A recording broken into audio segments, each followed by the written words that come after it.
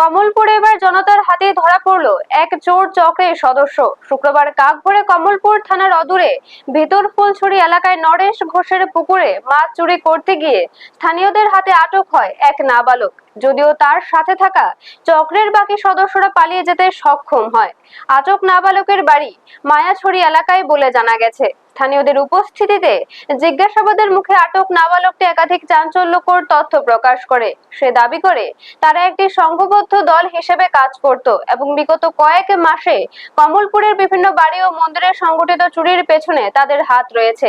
চুরি করা অর্থ দিয়ে তারা মাদক সেবন করত বলেও সংবাদ মাধ্যমের সামনে স্বীকার করে। ব্যুরো রিপোর্ট, নিউজ তৎকাল 24। কি বলতে চাইছেন? আজকে সকালবেলা ভোর 7টার সময় দেখি আমরা বাড়ির পুকুরের মধ্যে প্রতিদিনই মাছ চুরি হয়। তো কে কিভাবে নেয় এটা তো আর আমরা করতে পারি না।